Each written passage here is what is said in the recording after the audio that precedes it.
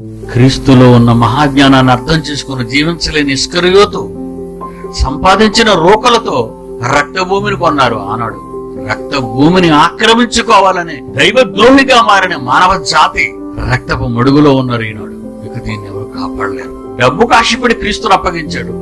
డబ్బు వచ్చిన తర్వాత ఆ డబ్బును తీసుకెళ్లి మనసు మారి వాళ్ళ దగ్గర ఇసిరేసేటటువంటి పరిస్థితి దగ్గర వచ్చి వాళ్ళు ఏం చేశారట, స్థలం కొన్నారట. ఆ స్థలం పేరు రక్తభూమి. అపోస్తలుల కార్యము 1వ అధ్యాయం 18వ వచనం.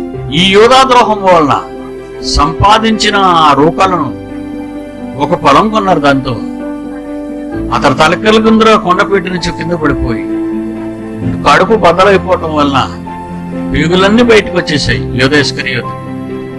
ఈ సంగతి యెరూషలేములో కాపురం ఉన్న వారందరికీ తెలుసు. వారి భాషలో ఆ పొలము అకెల్దమా అనబడిందంటే రక్తభూమి అని పేరు. ఇప్పుడు మన కళ్ళ ముందు ప్రపంచం అంతా రక్తభూమిగానే మారిపోతుంది.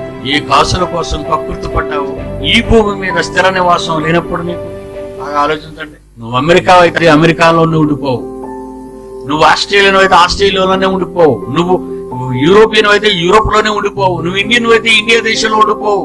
రక్తభూమిగా మారుతుంది ఇది. ఎందుకు ఇది రక్తభూమి అయిందో తెలుసా? కాసుల కోసం కకృతి పడుతున్నావు.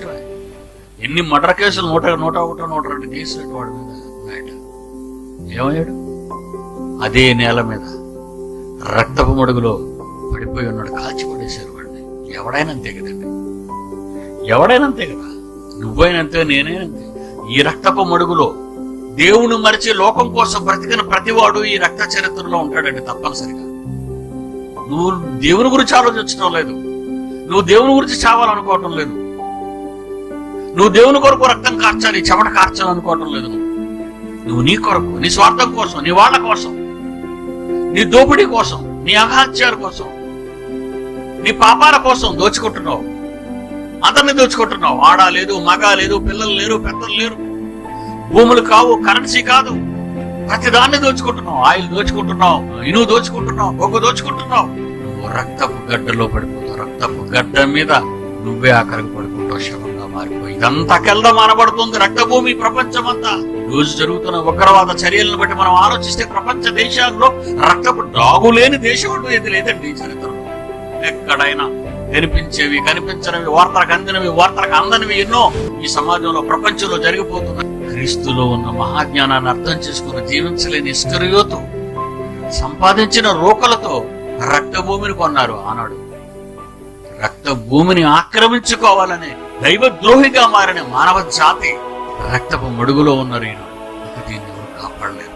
దేవుని కోసం మనం బ్రతకాలి. కష్టాలు, బాధలు, సమస్యలు, వేదనలు, నిందలు తప్పు వండి తప్పు వేసుకులేవా? ఈరోజు మనకు అవమానం వచ్చిందని మనం తలదించుకోవద్దు. మన తండ్రి పేరులో మనం మానేయకూడదు. మనం ఎన్ని బాధలు వచ్చినా, ఎన్ని శ్రమలు వచ్చినా, ఎన్ని కష్టాలు వచ్చినా, భూమి మీద పరదేశులు అనే బాధతో కురుంగిపోలేదు వాళ్ళు.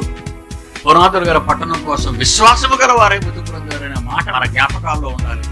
మనం మన తండ్రి పనిని ఆగకుండా చేయాలి. ప్రభు యేసుకే నీ జీవితం అర్పించితే మరణించిన నేను లేపును. నీ రాకకై దేవుడెన్నెల్ను నీకు చేసెను. పరలోకమే తండ్రి పని చేసి దాన్ని పొందుము. ఈ భూమిపై బ్రతుకు ఏముందని, మరణించినంత వరకే ఉంటుందని.